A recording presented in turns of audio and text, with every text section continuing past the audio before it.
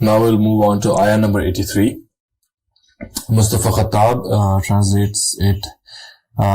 They ask you, O Prophet, about Zulqarnain. Say, I will relate to you something of his narrative. Surely we established him in the land and gave him the means to all the things. Means to all the things. Yeah, see, now we're going to have to come right on the top of the surah where the whole, context of this whole surah is the very question. This is the question through which this whole surah is, comes to life actually. And this is why we covered in the first chapter of this series that these are the Jews which Allah subhanahu wa ta'ala says, "Yasalunaka." These are the people who are asking you about what Zulqarnain is and what was the story of Zulqarnain. Now, this is a very important story. And this is where we need to really, really understand how careful we have to be in terms of what the Jews were all about, what was going on. And we should understand the whole motif of the whole Judaic prophecies and their current world view, and actually not just current world view. They haven't changed their world view. This is their classic rabbi. They're still talking about it. Actually, yesterday, their top rabbi actually claimed to have been speaking with the Messiah, which is and specifically talking about Gog and Magog. Wow, this is something which I which we better understand. What did he exactly say? Well, he specifically, there's an article in Israel Today. It's a tabloid. It's in Israel Today, and where he's actually talking about how the time of Messiah is just about there. It is going to be in our generation, and so on and so forth. And I didn't really get to read all of it because I just skimmed through it. I'm going to actually, go through the context in this video about what Jews are all about. But they're all about the whole story of Zulqarnain, and I'll tell you why that matters. Because if you look at what the Jews were up to at the time of the Prophet actually way before the time actually, they actually settled in Medina for a reason, and that was the city where they were actually waiting for the Messiah. And this was not a small matter for the local Arabs at that time, because Jews were the only monotheistic religion at that time. Arabs were pagans. Yeah, these guys had a motive of settling in Medina. Why didn't they choose Mecca? Yeah, or what was so special that Salman Farsi was actually, chasing if you read the story of Salman Farsi, he also ends up in Medina. In Medina, even though he was sold off to a caravan. But he was told by those priests that this is the right time for the Prophet. And so much so that they pinpointed the accuracy of what kind of city he's going to travel from and he's going to land into, and then what was going to be his name, literally the name. The priest actually told him the name, and Talha was asked by Uthman radiallahu anhu that there's this sound I hear from the air that Muhammad is here. Wow. And Talha says, let's see what was this all about, because I actually heard it from the priest that the time of Muhammad is here. Do you know who Muhammad is? And Talha says, no, I don't know who Muhammad is, because they all knew Prophet as Ahmad. So, this was something which is so amazing when you look at the fact that these Judaic and Christian books were somehow pinpointing all of that time. Now, in the current Bibles, we don't know what the time is. How did they run those numbers? Yeah. Not just the numbers, the geography. What were the Jews doing in Medina? And what's that got to do with since the Prophet did not turn out to be their Messiah, then why did they ask for the story of Zulqarnain? Because if the Prophet didn't narrate the story, this is the story of Zulqarnain coming up right now. Yeah. Then what's the whole big deal about not giving bayah and following the Prophet? So the Quran says, they recognize you as the Father recognizes his son. They just, they're too arrogant to actually accept that, the Messiah in their books. Yeah. Didn't come from their lineage and their tribes. So it's such an amazing thing to understand what Zulkarnain was all about, from the lens of those rabbis as well, in which we are going to cover now, because somehow there's a confusion here in the ummah, and the confusion is that when this says this ayah says inna makkanna lahu fil ardi wa atayna min kulli shay'in sababa, this word is repeated in this ayah and the next ayah, fa'atba'u sababa. Yeah. Somehow the two words have different meanings. If you read any translation of the world, you'll find out that this word is repeated with absolutely no change in connotations. So if you ask the local Arabs, they too are making that translation or what's the word, comprehension out of this. Yeah. Why? I mean, this is so clear that we have given him means to everything. Makanna lahu fil ard. That means this ard word is not just this planet. Yeah. This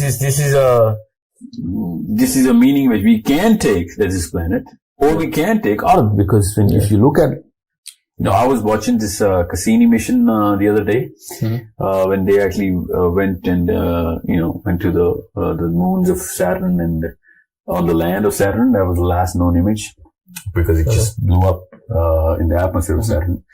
The fact that when you look at the moon or these moons or all of those places, if I just show you a picture of all of those lands, no one in the world can actually tell the difference between our land and their land, or that land. Wow. Those are the same rock formations. Those are the same sort of sand, clay. Obviously, the atmosphere is different. And the very fact that we have to call it land signifies that, this is a basic psychology of the Quran as well. I'm not just referring to Surah Talaq. Yeah. The very fact that they are the whole terrestrial entity in the universe is called al-ard. Okay, so I think we should make this point very clear that whenever in the Quran the word al-ard is used, it means land. Yeah, it means which land. Can be this earth or any other earth. Yeah, the context is probably in the context. Yeah. But is there any specific word for this world in the Quran? What's that? Dunya. Dunya. Yeah. Okay. All right. So ad-dunya refers exactly to where we are living. But al-ard can refer to anywhere. Exactly. Depending on the context. Yeah. Well, in Surah Al-Baqarah, رَبَّنَا آتِنَا فِي الدُّنْيَا حَسَنَةً وَفِي الْآخِرَةِ حَسَنَةً وَقِنَا عَذَابَ النَّارِ. In Surah Al-Mulk, مُزَيِّنَ السَّمَاءَ الدُّنْيا. Wow. This is the sky of this planet that we've adorned with lamps. With lamps, yeah. Yeah. This is such an amazing, Surah Al-Mulk is such an amazing way of actually understanding that if it was Sama al-Ard, Sama al-Ard, then it would have locked and sealed the deal. Yeah. Yeah. But since we know that the last heaven is going to be scrolled, that means... Exactly. Yeah. And this also signifies that the way we look at Saturn and Jupiter and all of those planets, it is not upon us to decide whether the horizontal linear way of looking at this sky, in which there is Andromeda and all of the other galaxies and all the stars that we see, we assume that if we're going to go to Saturn, which of course they did, and they did take a picture of the Earth from Saturn, it does look like a star. So it is a natural assumption that we share the same heaven, the first heaven, with Saturn and Jupiter and wherever we see. Even though if you look carefully at this ayah, مُزَيِّنَ السَّمَاءَ الدُّنْيا, this, if we couple that with رَبَّنَا آتِنَا فِي الدُّنْيَا حَسَنَةً وَفِي الْآخِرَةِ حَسَنَةً, it clearly shows two different meanings. One is the fact that these heavens could be also vertically aligned as well. And we could be in a different heaven than the heaven of Saturn or any other planet. Because the word dunya specifically means, the life on this planet. Yeah. Or it could also mean, and the second meaning would be that, it is the same sky that we actually enjoy with whatever we can see, because the lamp itself, signifies there's a lock. The ceiling is set that, this is, because in Surah Anbiya, ayah 104 verse, well, Allah subhanahu wa ta'ala says, we're going to scroll up the last heaven, the first heaven. Yeah. Yes. That means the things that we see, that's the meaning that we take. Yeah. That's the thing that we see, because we connect it with Surah Mulk right there. And, whatever the stars that we're going to see, they're going to be scrolled up, which makes sense because it's in Hadith as well. Yeah. Because in the Quran, the stars are going to fall down. Yeah. And, this is a lot of misconception that a lot of, apologetic Muslims or people, atheists say that, your Quran says that stars are going to fall on the ground. Even the stars are real. Stars are going to fall on the ground is a problem if you do not take al-ard's meaning as all the terrestrial planes. Yeah. And if you start putting this word al-ard on this planet Earth, then yes, it is a problem. I don't know how the apologetics are answering it. Yeah. The stars are going to fall down on the ground. Yeah. How do you actually comprehend this? How do you fit all the stars falling on the ground? Yeah. Stars are going to fall on the ground because whenever the star is going to blow up, it is going to convert into a ground. Yeah. And this is what a black hole also is. When a star collapses, it becomes a black hole. Or blows up, right? Yeah. Yeah, so when it blows up, that's called a supernova. Yeah. So supernova converts what into what? Black hole. Different planets as well. Yeah, it gives away debris. Debris. Yeah, that's rocks. Yeah, okay. So it's all al-ard. Mm-hmm. See, star is also al-ard. Mm. You have to understand that. It's al-ard in the making. Because there's only two things. Sama and ard. Yeah. Anything which is not sama is ard. You know what I'm saying? So there's the matter which we see, it's matter which is al-ard, and then there's sama which could be dark energy or dark matter or whatever, because it's not just space. Yeah, we know that. Into the hadith, we know that too. So I'm not going to that level of complication right now because it is up for debate all the time. But it is very clearly identifiable that the al-ard meaning is all the rocks that you can possibly see in this heavenly skies. Okay. And yes, there is a discussion that the stars are only in the first heaven. Yeah. But there is never a word which says the ard is also on just in first heaven. Yeah. So there could be a totally different ways of whatever the life is going about in other heavens on the planets, because Jannah is also a plane. We know rivers and we know grass and we know the greenery and we know the Jahannam's structure as well. Yeah. There's also rocks. Yeah. And fields and meadows and everything. So it's also al-ard. Yeah. So when we say that there's this concept that this planet is just al-ard, then we create a very big quagmire of confusion. We have to really understand, because it is going to matter a lot in Surah Kahf. And this is why when the Hadith in Tabari says the semen of Adam al-Islam fell on al-ard and it reacted. Yeah. And, Yajuj and Majuj came about. Yeah. So that is a totally different ard. You throw semen on this planet, only plant semen actually grows, which is, which is soil is very fertile for. Yeah. So how come this soil actually creates plants' life? Yeah. Yeah. That means there is a certain planet which creates human life. Yeah. Human life for other creatures. Yeah. Because in Jannah we know that human beings will be growing like plants. Yeah. People. So that is the land. We know through hadith that when the Jannim are going to come, they're going to come through this, they're going to grow into plants, plants-like growth. That means Adam al-Islam's sons, Yajuj, Majuj, grew like that, and we can clearly see that in the hadith. Yeah. But somehow we just spin around it, we just don't want to talk about this. Yeah. Even though the hadith is very clear about how people are going to grow like plants. That's exactly what Tabari hadith is saying, that Adam's semen fell in there, And they, the Ya'juj Ma'juj grew like plants. Yeah. Because when semen goes into earth, if the earth has the capability, people are going to grow like plants. Yeah. So this is a simple way of actually looking at it. It's such a complicated thing that we just created that Ya'juj Ma'juj came from Hawa. They literally are saying that. Or some woman gave birth to Ya'juj Ma'juj. This is a psychological construction of our own. Yeah. Even though the Hadith is saying there is no woman involved in this. Yeah. This is an earth of some sorts, and we also know through Surah. If we know anything, we just know that from Adam and Hawa, alayhi salam, Habil and Kabil, and those guys were born. Well, that's the first lineage, right? Yeah. The first born is actually literally. Yeah. But that's something which happened on this planet because that happened after he came here. Yeah.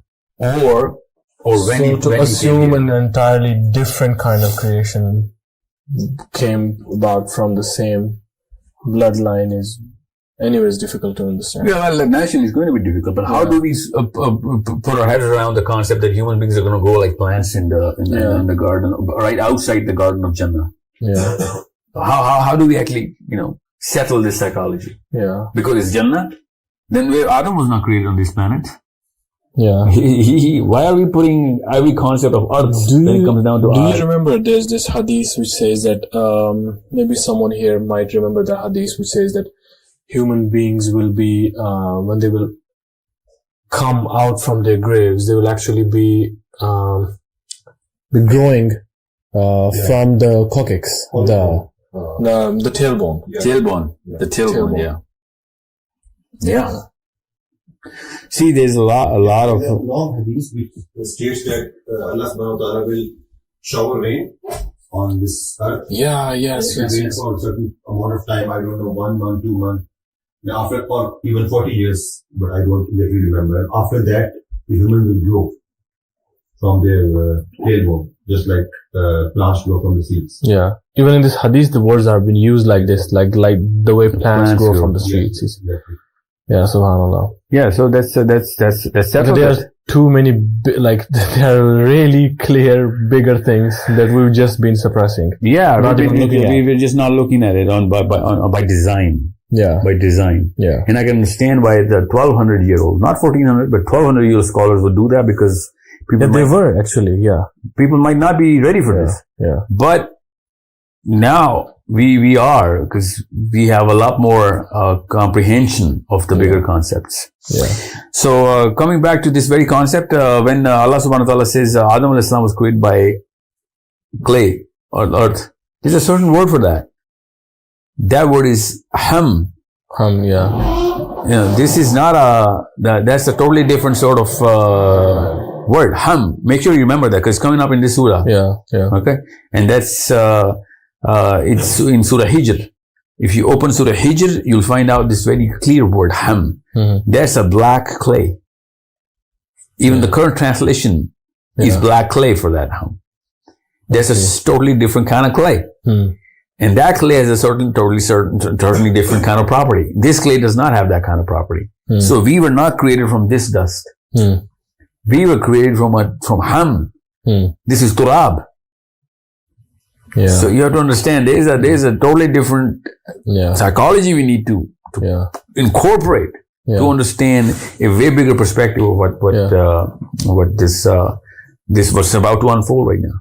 Yeah. So this word, make sure you remember this word ham. The ham. And Surah Hijr is clearly talking about this. Actually, in this very surah, the word is used, I think, 2 or maybe 3 times. Yeah. So it's about to come up. So the world all has a psychology. We better understand that psychology.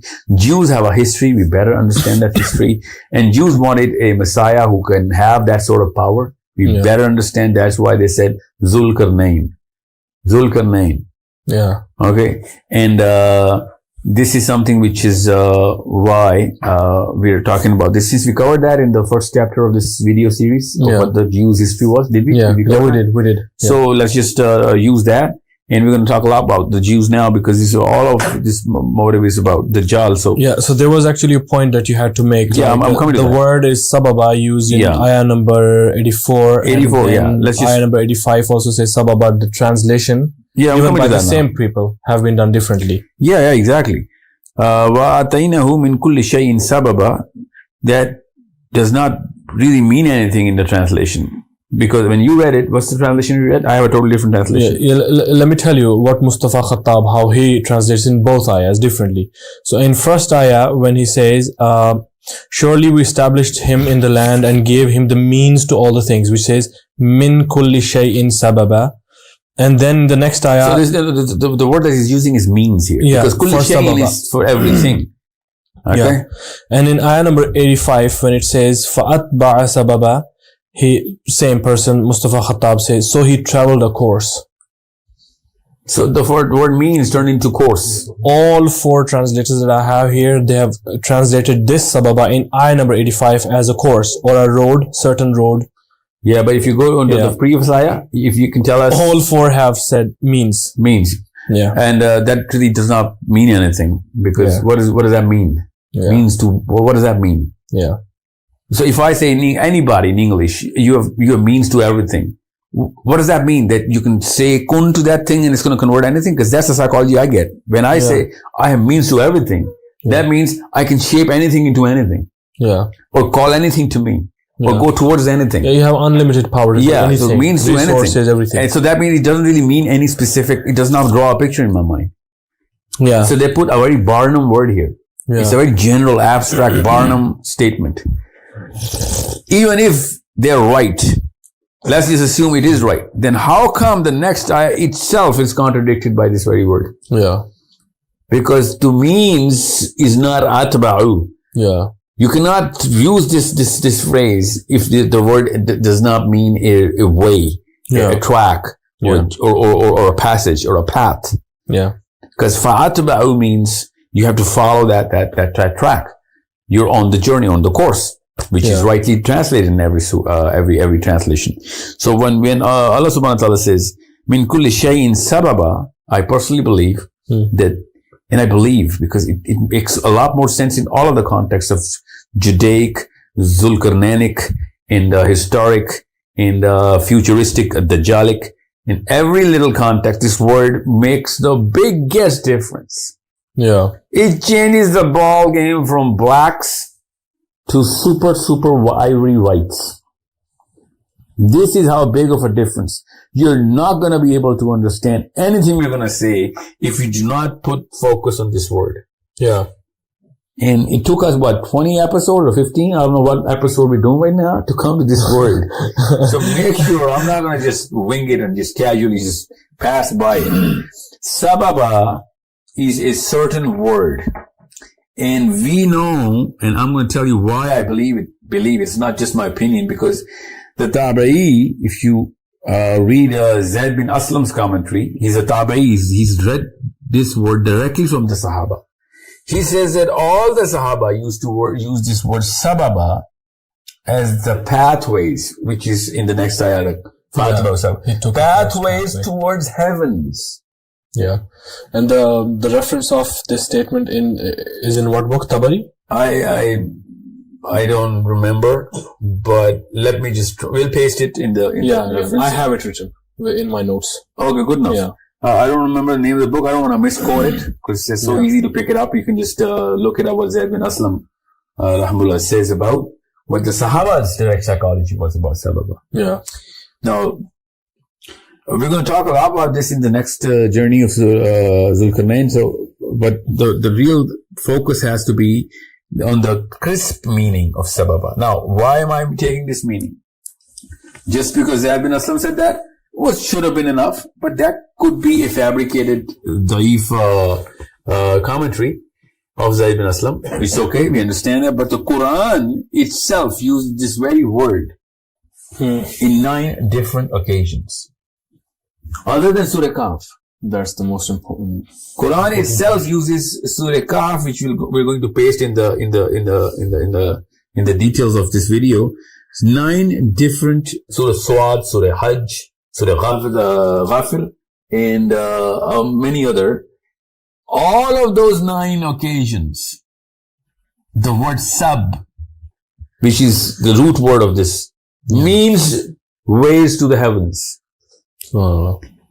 Somehow when we use this word in this surah in 2 different times, we use the one time as the rest of the 9 times, but the one time which matters the most, it matters the most. In ayah number we 84, just somehow put it into means to everything or power over everything and so on and so forth. And in Urdu, which we have a very big problem, especially for people in India, Pakistan, and wherever Urdu is spoken or understood, and there's so much literature. After Arabic, Urdu is the first language of Islamic literature after Arabic. So the problem in Urdu is, and I'm sure that's in Farsi, I didn't look it up, but you should look it up, that the word asbab in Urdu has a totally different psychology. It does not at all. No Urdu man can say asbab and his brain will be like putting a ladder going up to the heavens. Yeah. It's not possible. And that's a problem that we're all suffering from.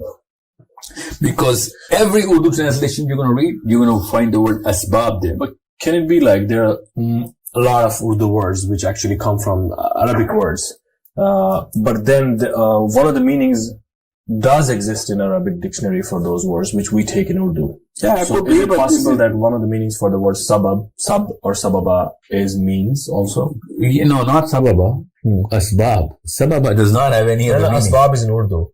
Yeah. Asbab is an Arabic word in which Quran he also uses the word asbab. Oh, wow. Okay. And when so it we uses took this asbab word directly as it is. Yeah. When the Quran uses the word asbab in different ayahs, surahs, it also uses to be ways to the planets, to the heavens. Yeah. Okay. That's very interesting. That's interesting. That's why I'm saying the Urdu man can never, ever, he does not have the power to construct a picture of ladder going towards heavens. You know the most famous ladder of Jacob in the Bible, in Genesis? When Yaqub alayhi salam dreamt that there's a ladder going towards the heavens and angels are coming down from that ladder. You know, that's the most famous thing about the Bible. When they talk about the ways to the heavens, they don't use the word asbab because that's English. I should look it up, the Hebrew version, and you'll find out that the similar kind of word is used in the dream of Jacob, Yaqub alayhi salam, that he dreamt that there is a ladder going to the heavens and he's going to line them up and angels are coming up and down on that ladder. You know, so since I was a child when I read that, so whenever I see Zulkarnain, I'm thinking of, you know, those ways going up to the heavens and, you know, so on and so forth. However, coming back to this, it is not an impossibility that we're discussing here. It is going to make way more sense to understand what Dajjal can and should be doing. And as a Muslim, we already know that there are ways to heaven. Surah Ma'arij says that. Yeah. We already know that. We know that that's a physical way. We discussed about this. So why do we have to be so stringent in not going that way? Even though the Quran says that, Sahaba say that, it's alright, we understand that. But why are we so stringent here that we're not going to take that meaning? Yeah. That's the case they have to prove. Yeah. Exactly. Yeah, we don't have to prove this case because the Quran, and we're backing up this very root word and this very word by the Quran and the Sahabas. If someone else is taking this word in a totally different meaning, then they better prove it as to why they're actually taking it, and they better corroborate that from the testimonies of the Sahaba. At the least, nobody else matters now. Yeah. Yeah, because this is an argument which is, we have the Sahabis on our bench. They better put a few Sahabis on their bench to just try and talk about this. Otherwise, all of the translations of the Quran right now, currently, we better make that change and bring it back to the original psychology of the Sahabis. I would want to make a point here, like, even if you read Tafsir ibn Kathir or either other tafsir of the ayat which talk about the astronomy or cosmology or planets and stars and things like these, you will always see that there are a lot of this kind of stuff about which we do not find any hadith, clear hadith. So the Mufassirun, they have used the knowledge of their times to trying to explain those realities. And there are too many of those ayat in the Quran which are left open for the interpretation for the people to come. So I'll reiterate Sahil's point that this is also a question to the scholars also, that what stops us from taking a different meaning to the things which have been left open for interpretation, like which don't even have anything to do with our basic aqidah or the ibadat. Inshallah. Okay. So I'll repeat those two ayat to move on to the next one. They ask you, O Prophet, about Zulqarnain. Say, I will relate to you something of his narrative. Surely we established him in the land and gave him the means to all the things. So we can say, like, if we put in the let's just put translation, the sababa, like from the next ayah, which says, so he followed up on a certain road.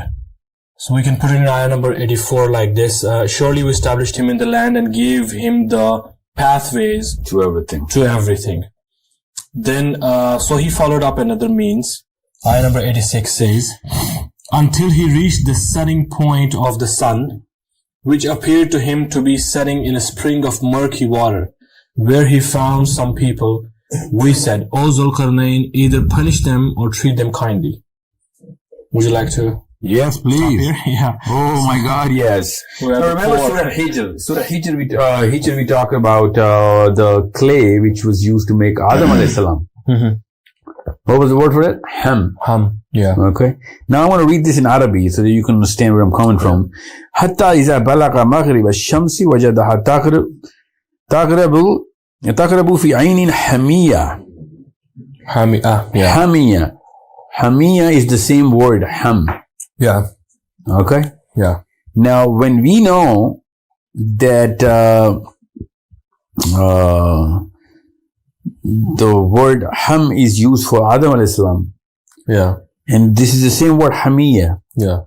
Now, I'm going to come to ayn. The ayn in hamiya. Yeah. Ayn also it's means not just ham, it's ayn too. Yeah, ayn in hamiya. Ayn also means spring. Yeah. Water, Yeah. spring of water, fountain, or even eye. Yeah, and ayn also means eye. Yeah. The eye. Yeah. So when we say fountain of water, we have to put black water, black, murky, muddy water. Yeah.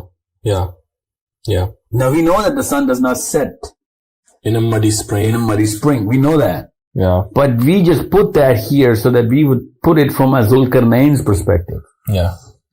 Now Zulqarnain is the person who has been given the power over all the land.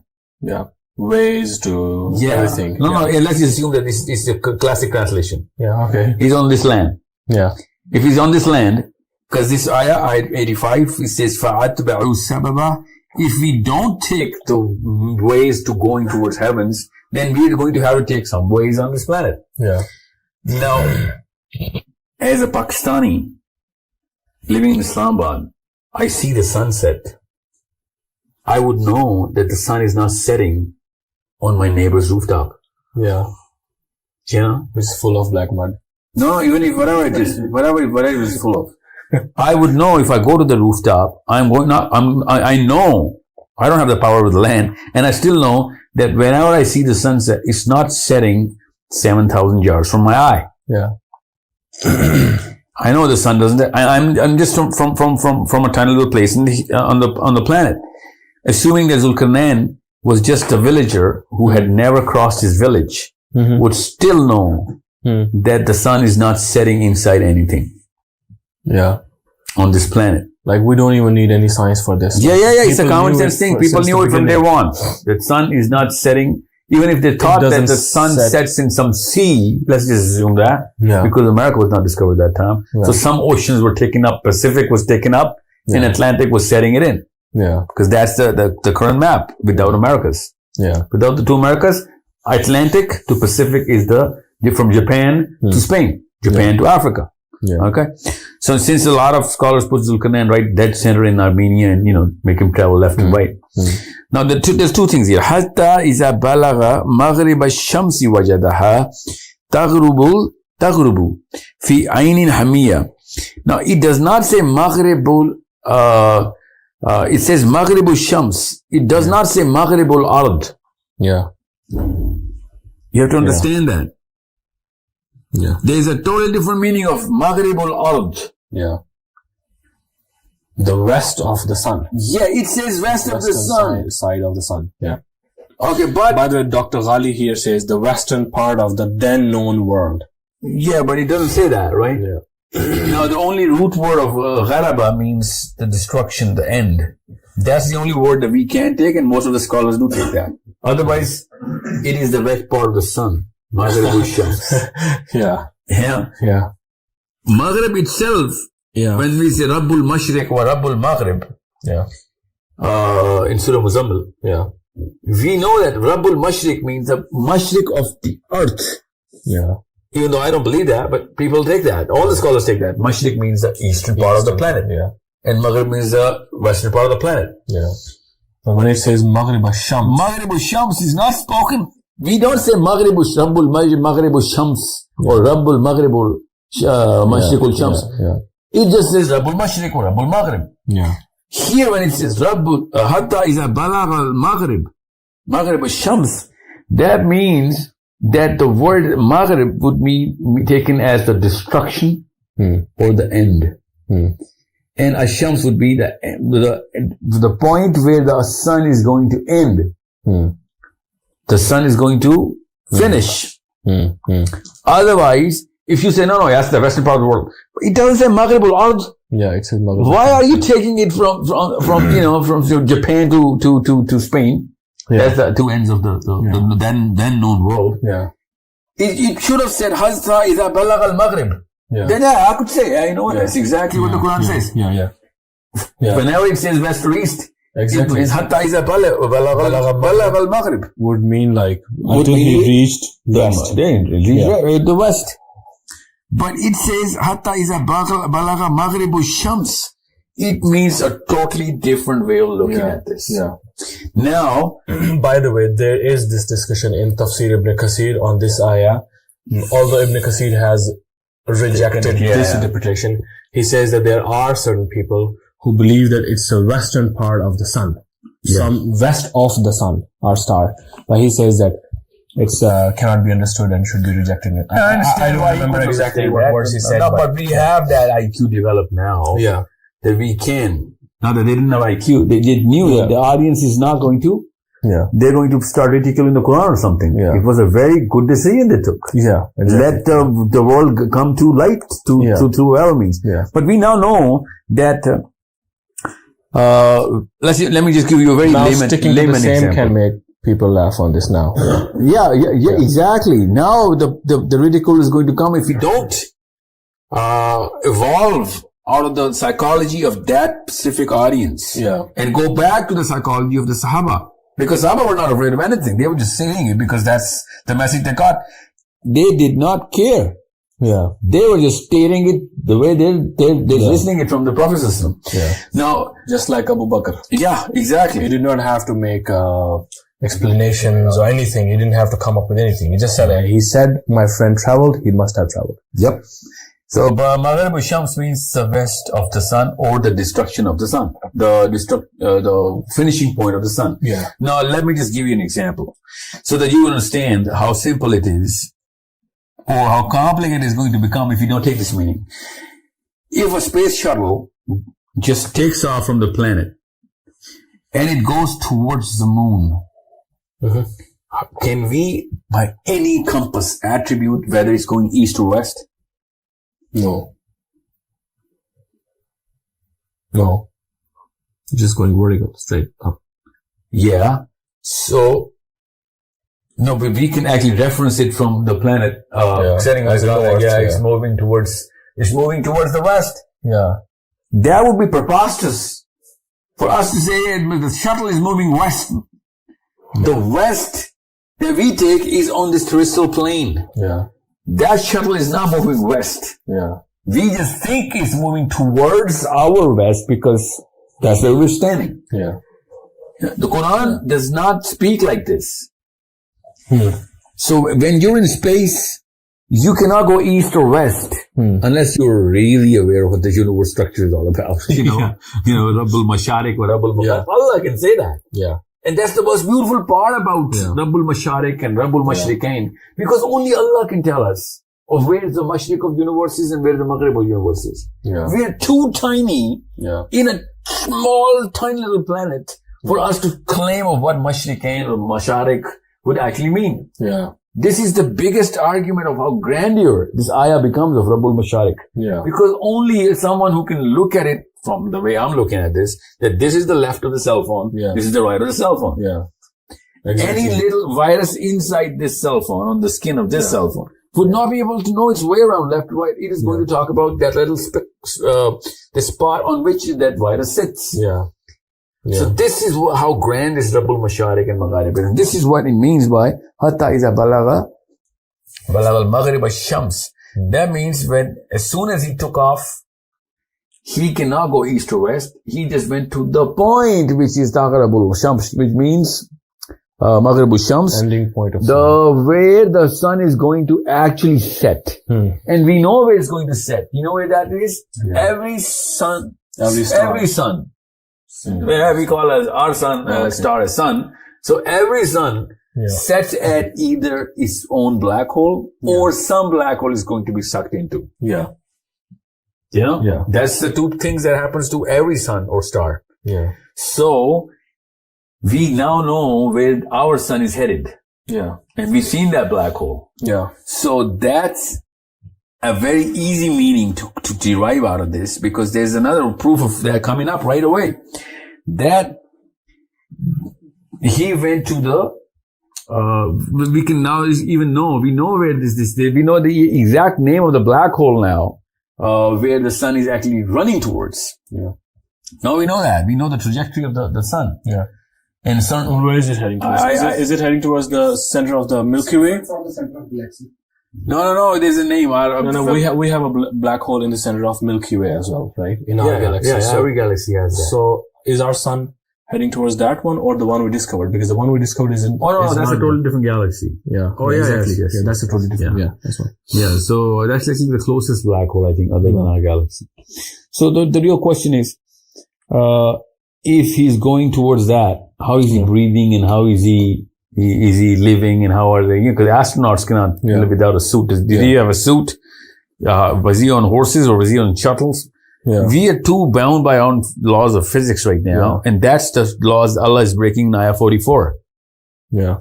That Allah is saying, we gave him power on all the terrestrial planes. Yeah. We established him a king over all the terrestrial planes. That is where this astronaut and science and air, no air, vacuum, no vacuum, all of this is finished. Sababa means a portal through which you can travel. And inside that portal, just like Ma'arij, human beings either can travel in a matter of seconds, or even if it is taking time, it is a totally different way of travel. These are gateways. Yeah. Which is written about for thousands and thousands of years for different civilizations and people and known names, from Idris alayhi salam as Muslims to all of those creatures that used to travel in and out of the planet and so on. We cannot go in detail here because we're going to be coming up with a lot of detail. So Zulkarnain took off from this planet. By the way, one thing we missed out on, Zulkarnain means two horns. Yeah. And when you look at that wormhole that opens into space, it's like a tornado. Yeah. You know what I'm saying? Even though tornado has a ceiling. So when we look at a little spiral going up, it looks like that the big wide opening is too big. Yeah. And it tapers down into a little point. Yeah. It becomes a horn. Yeah. So it can easily mean that those people could see all of those ways that, or that he uses. And there are two ways that those two horns are the reason why he's called Zulkarnain. So why would they only see two horns? Maybe they did this the two times he used it. Maybe, I don't know. I'm just saying that it's very easy for us, after we know that he travels like this, to understand that, people used to see that as well. People could see those when he used to open that path. People could see that, different shapes, or all the army walking towards that path and going in and disappearing. It is so easy if you read. Some have mentioned in the tafsir that he used to wear the helmet with the two horns. Yeah, well, I'm just saying that. Or probably Zulkarnain was of a species who had real horns. Could be, or could be he had those two pathways that people used to know him for. He could be an angel for all we know. We don't know that he's not an angel. Yeah. He could be the king of angels. Umar ibn Khattab said. One of the Sahabis, yeah. Yeah, Umar ibn Khattab. There's a child born in Arab at the time of Umar ibn Khattab, and somebody named him Zulkarnain. And Umar ibn Khattab says that, did we run out of human names that you picked out the name of an angel? Yeah. Why do you think he called him an angel? Because Sahaba knew that, Sababa was the way he was traveling around the heavens. And this traveling could be done only by angels. Could be. No, but like most famously. It could even be a jinn in that perspective if you are talking about horns particularly. Could be, but the point is that actually further signifies or strengthens the word sababa. Sababa, yeah. It strengthens. Yeah. But even if you put him as human beings, all of those people who were following Zulkarnain, then still it does not weaken this word sababa at any level. Yeah. So hatta iza balagha maghrib ash-shams wajadaha taghrubu fi aynin hamiya. That means that when he went close to that aynin hamiya, that eye-shaped black mud. Yeah. Because we're really stretching it out here when we're pulling the sun down in a murky water, black water on this planet. Yeah. Now, I do believe that every star sets in a black mud. I believe that. We've seen that. Yeah. So, why do we have to put water? And I also believe that there could be water there. Yeah. Because the hadith is all over the universe. There's so much water. The arsh of Allah is on water. Between heaven is water. We know that. All the planets and stars are floating on water. Yeah. And since water is between the two heavens, and the only pathway between those two heavens is a black hole, so that means water could be black hole. Ainun Hamiya, even if it uses as spring of water, it could still be there. Still be the black hole, yeah. So, by the way, even the recent photograph of the black hole, even that looks like a very, very like an ayn, It is an eye. That's why that the current black hole is Ayn Hamiya, black mud with eye-shaped. Yeah. Black mud. Yeah. Ayn Hamiya. Yeah. Why black mud? Black mud is the actual meaning of the word in Surah Hijr. If you use Surah Hijr in Adam's creation, Hamin. Yeah. Hamin means the black mud through which Adam al-Islam is created. And that black mud is, why do you think they're using black murky water? Because Hamiya means black mud. Black mud. So now, let's just assume all of this is wrong.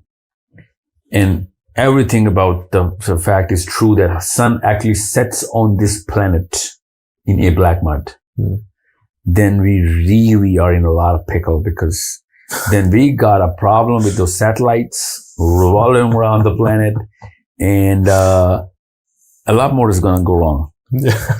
A lot more. Yeah, I'll tell you why. Because I want the sun to set on this planet. I'm one of those guys. I'm one of those Muslims who wants the most strange things to happen and coming out from the Quran, so that only the believers will believe in the Quran. Yeah. I'm one of those guys. I really hate it when science says, oh yeah, we found something that the Quran is like, oh my God, are you kidding me? I want it to be so extraordinary that only the believers will come near this book. Subhanallah. The more science is going to try and come closer to the Quran, the lesser our iman is going to be on the Quran. Yeah, it's getting easier to believe.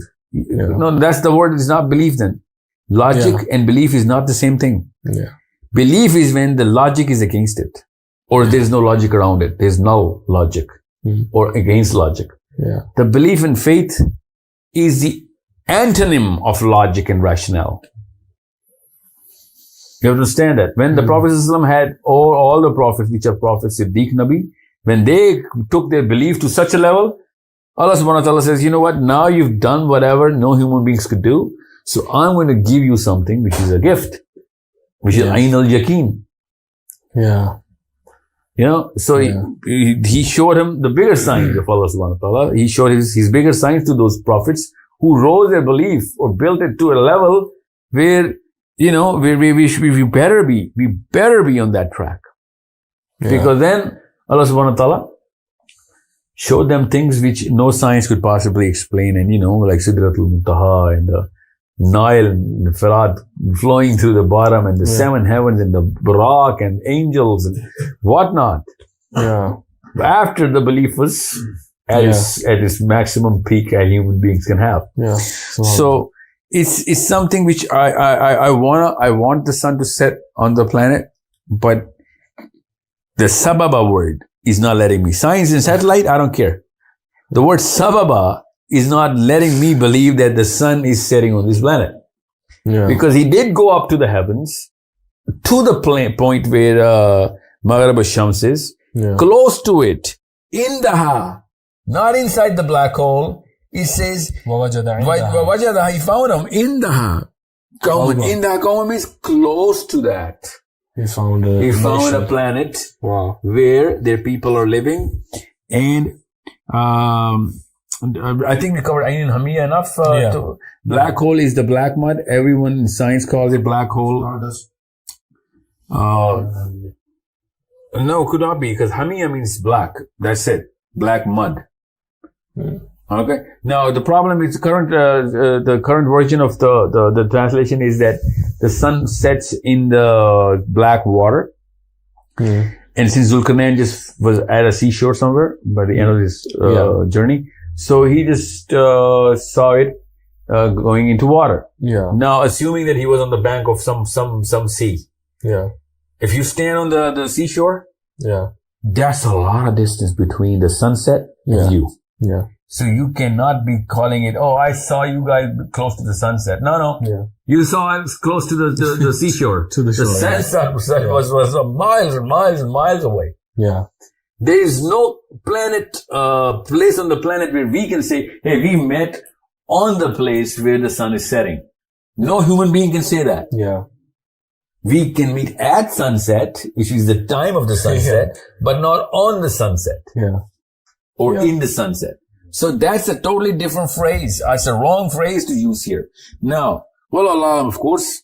So the real question is, he's found the sun setting in the black murky water, and some people have gone to such an extent calling it the Black Sea. The Black Sea. Black Sea or the Red Sea is not red or black. The blue water. Bahr al-Ahmar is not red. It's blue. I think these ones are probably from Indo-Pak. The Red Sea? Those who call the Red Sea. Yeah, those are, Arabs probably would do this. I don't think Arabs would call it that it was setting in the Black Sea. That's the difference of the inferior psychology of the Urdu speakers like us. So, the Black Sea is not a black reservoir of water. Yeah. The sun did not set in the Black Sea, or even if it did, that's not why it's called the Black Sea. Okay? And the Black Sea is called Black Sea by the Europeans. Yeah. You have to understand that it's a localized name there. Yeah. And the Red Sea, or the only real name of the seas that we've given to the seas is the Dead Sea, which has a rational word, Dead Sea, because the salt content is so much that there is no life in that. Yeah. So the Dead Sea is called the Dead Sea, but the Red Sea is a blue sea and the Black Sea is a blue sea. Blue sea, yeah. So that's not black water. And I know, of course, now everybody knows. There's so many scholars who keep yelling it out. It was the Black Sea. Look, the black water. That's not murky. That water is not murky. Black Sea is a regular sea. Yeah. That's not muddy. That's not murky. And there is no sun setting in the Black Sea. And if Zulkarnain had all the power on all the planet, he should have known that the Black Sea has a totally different edge, and the sun is still going on. There's no sun setting inside the Black Sea. Yeah. So again, at best, what the scholars have done is that they've given it a metaphorical meaning that it was It's a figure of speech. Yeah. He just saw the sun setting close to, and one commentary I was reading that when the sun is setting in water, you see, it looks like it is murky and black. Yeah. What kind of sunset have they been watching? No, it does look like that. Where? There are certain paintings like that. There's a time where it's like very close to the point where the sea is touching the horizon. At that point, there comes a time when it looks like muddy or even black. There's a spot that comes right in front of the sun. That's the farthest place from the sea then. From the seashore. I mean, whatever it is, but that's how it looks. So there is a possibility that it does. Okay, I believe you. Yeah. I want to believe you. Yeah. No. What I'm trying to say is that that's where the phrase came from. At that time tried their best to give an interpretation that made sense to them and the people of their time. I want to believe you, but I doubt if that's what they were trying to do. So they were trying to fool us? No, they actually believed it. They actually believed it? That yes, that part of the thing is black and that's where the sun sets. No. When you read tafasir, they don't fix it to a certain meaning. They always say, this guy says this, some mufassirun say this, those I'll tell you why I disregard those. Because Sahabas didn't believe that. And that's the only way to understand what the Quran is. So what understanding of a Sahabi do we have about this? The Sahabi says that Zulkarnain tied his horse to the star. That's fine. That's fine. About Ayn in Hamiyah. That's why, what do you think he was talking about? He said that Ka'b bin al-Ahbar. Yeah. Ka'b al-Ahbar says that Zulkarnain went up to the star. Yeah.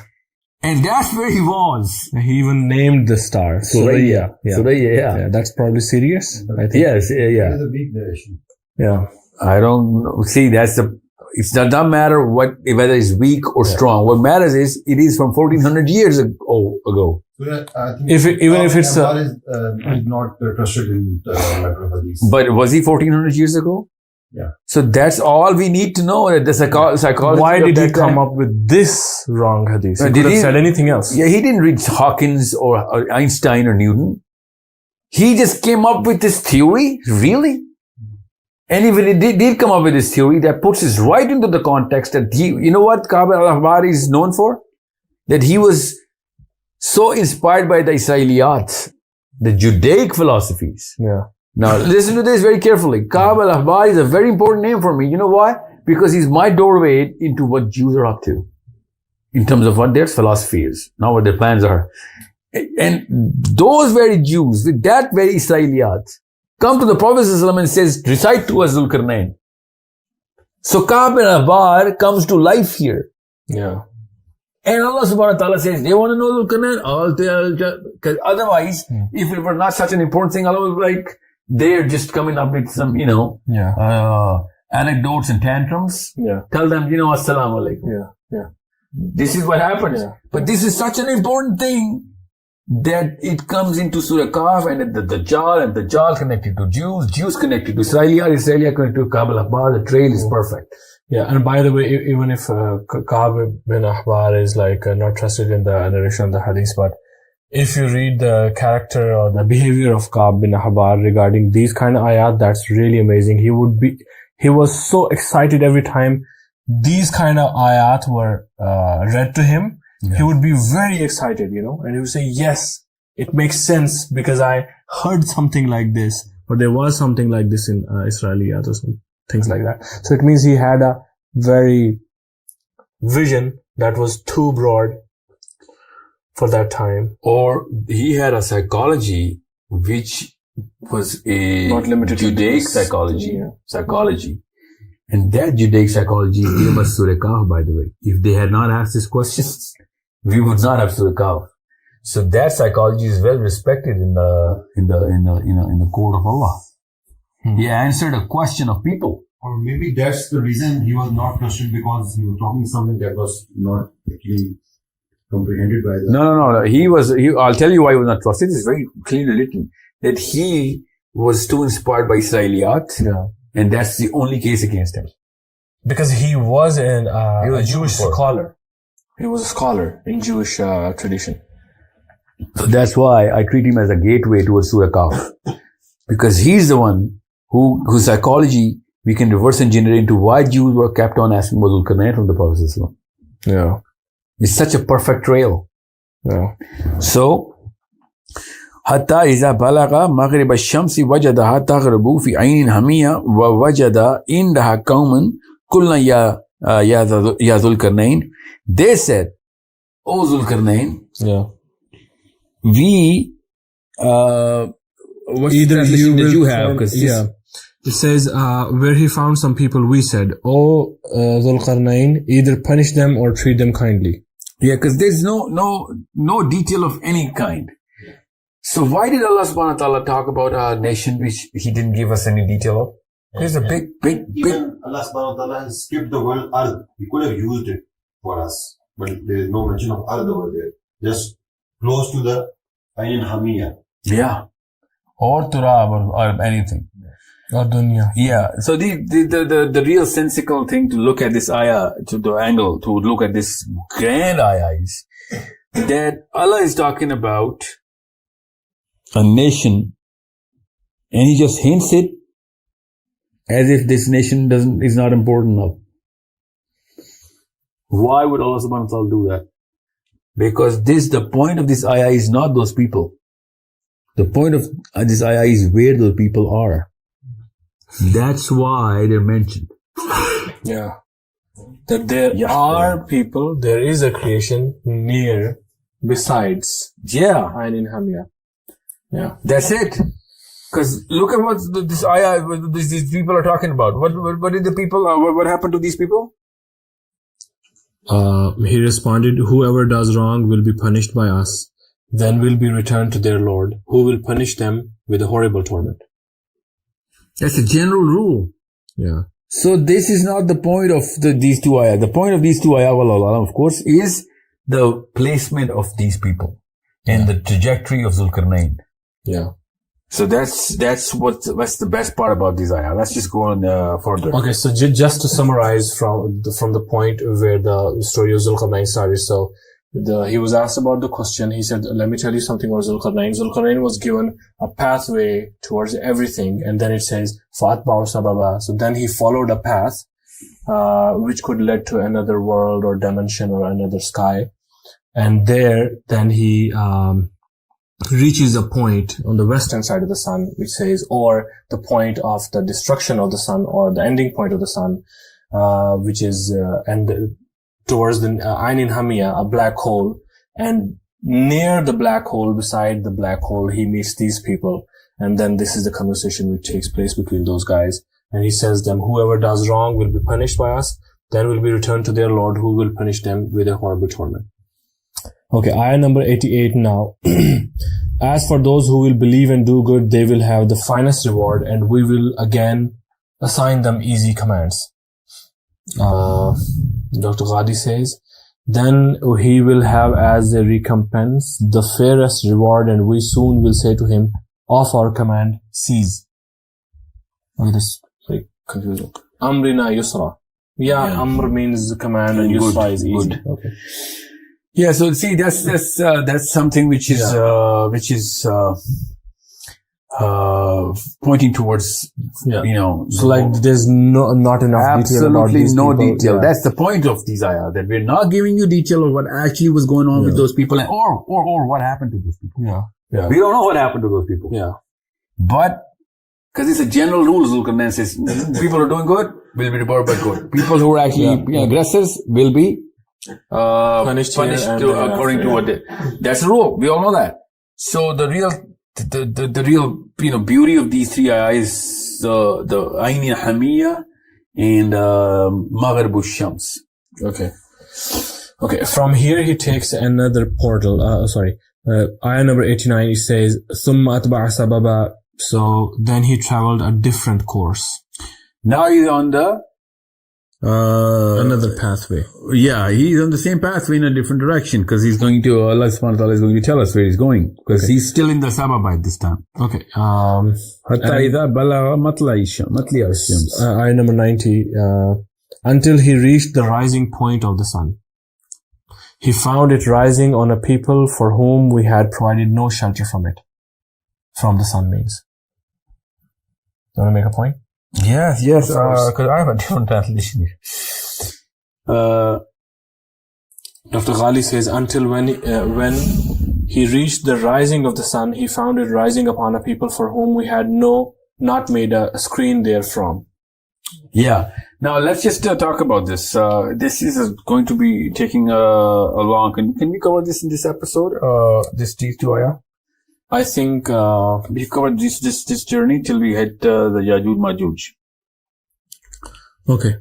Okay, because then is going to really open up. Yeah. So let's just cover this first nation. Yeah. Okay, inshallah. Hatta idha balagha matli ash-shams. Now, on the planet Earth, there is a protection from the sun. Now, even if there isn't, let's assume the hottest place on the planet, sure, or place where there is some sort of a breakup of some sort of mesosphere or ozone or whatever layer which protects us from the sun. Yeah.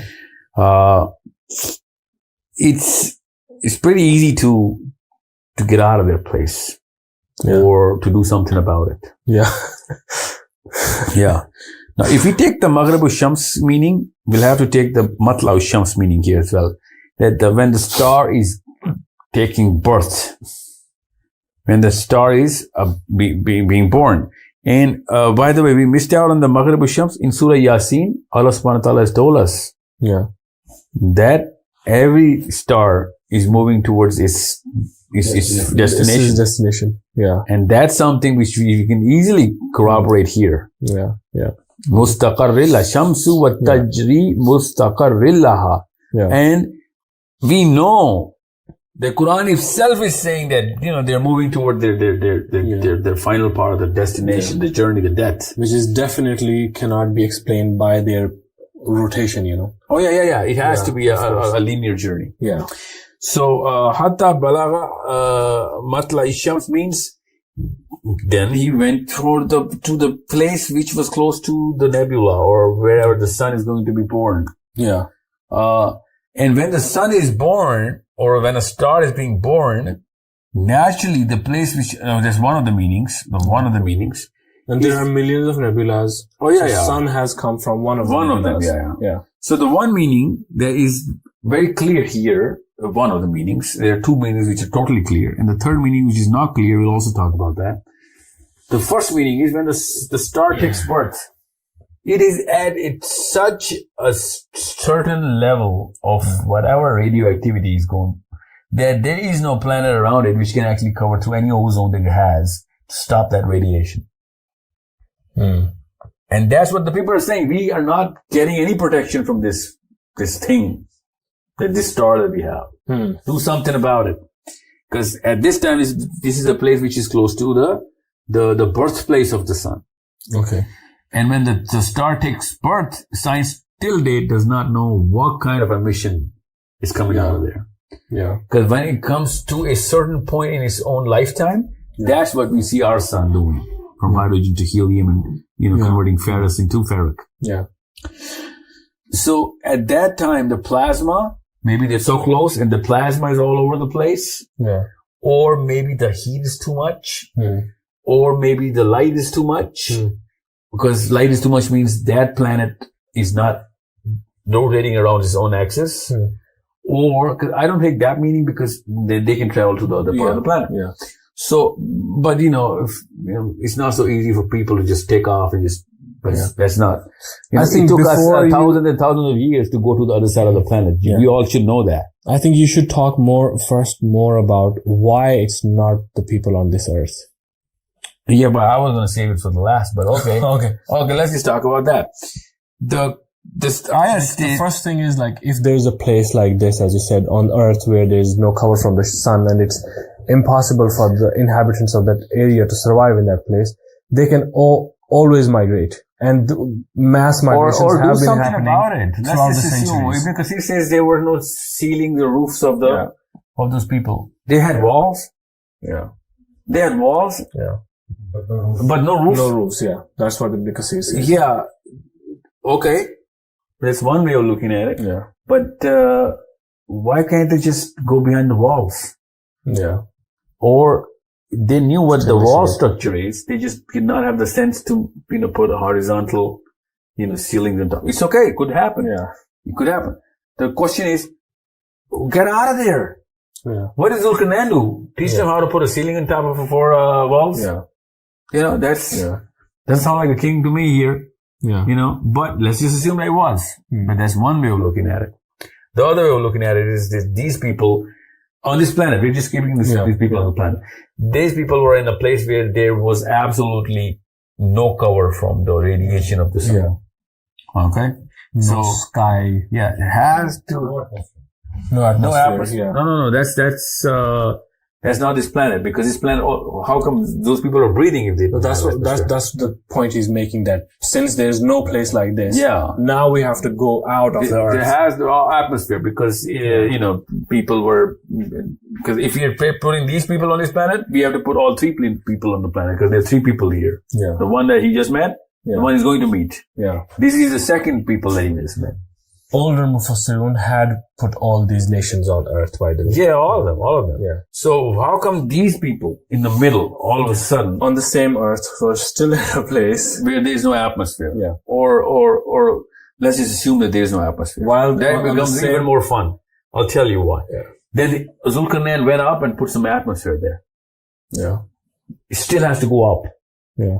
To do whatever he could. Yeah. To put some atmosphere. So we know that few hours back, there were still some people who didn't have an atmospheric problem. Yeah. Yeah. Yeah. They were living there. Yeah. And the next people will also have atmosphere. Yeah. This is east.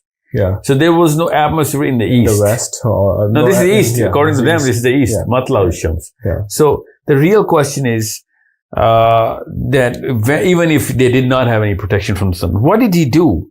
Yeah. What did he do? We do not have anything which says anything about what Zulkarnain did.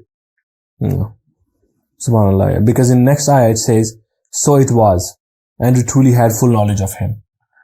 Yeah. So the question is, what kind of problem can human beings have? Human beings on this planet, where they will say we do not have any protection from sun.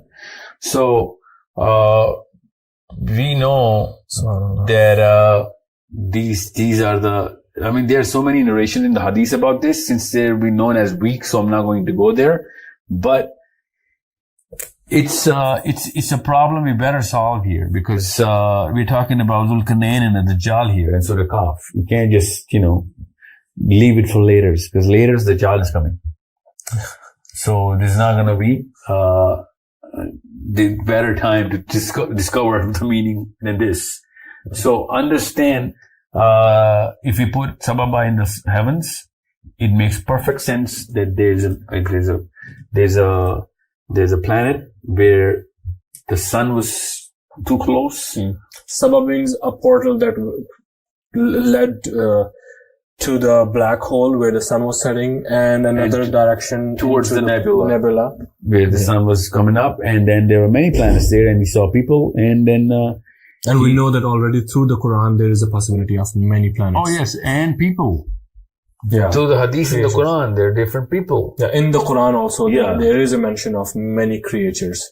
Yeah. Many creations. Yeah, that's the question we didn't cover. The aliens. Spread them between. We never covered different living beings in different cases. We should have covered that in the context. But this is a general consensus. And the word used in that particular ayah is daba. Daba. Yeah. That is a living thing. Yeah. Aqil. Flesh and blood and intelligence. It's not a spiritual being. Yeah. Yeah. Yeah, no, the word minhum means aqil. Minhum means, that means with brains. Yeah. So, minhum doesn't mean with brains. The fact that the pronoun hum is used, which means that these were by the way, there's also at another point, Quran says that we have made you better among a lot of creation, right? Surah Bani Sahil, ayat 70. Yeah. Surah Bani Sahil, ayat 70 says that we've given you, we've made you better than most of what we have created. Most of the creations. That means not all of them. Not all of them. Yeah. Most of them. Yeah. And Allah subhanahu wa ta'ala is talking directly to Bani Adam at that time. So we should know that the Quran is pointing right towards all of these concepts, and we better get our heads around that. So, so he went to a place where there is no atmosphere, or maybe the star is too close. Yeah. And whatever he did with them, maybe he spun their planet out. Maybe, I don't know, but we don't know. We don't know. We don't know. Yeah. Yeah, it could be. Yeah, because this guy has some serious power. Yeah. Now, he could have put the whole planet into a totally different spin. In a habitable zone. Yeah, in the Goldilocks zone. Yeah. Or could be anything. Yeah.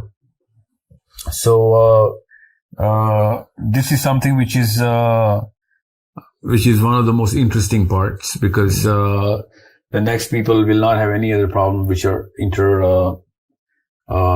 celestial level. They will be having a problem with Yajud Majud. So let's just, keep it till here. Yeah. Because, it says Summa Ataba Sababa again. And That's the last of his journeys, and then that's where the real peak of the Surah Kahf comes into place, because that's the connection between Zulkarnain and Yajud Majud, and then Yajud Majud is connected to the time of Isa alayhi salam. Isa alayhi salam is connected to the Dajjal, and that's why we know that when Yajud Majud is going to come, they're going to use these sort of sababas or portals or pathways, which Zulkarnain is about to close in the next few ayahs. So stay tuned. Inshallah, we'll cover that. And in the next episode, in the most exciting thing. Till this point, we have covered till ayah number 91. Yeah. Inshallah, from in our next session, we'll be starting from ayah number 92.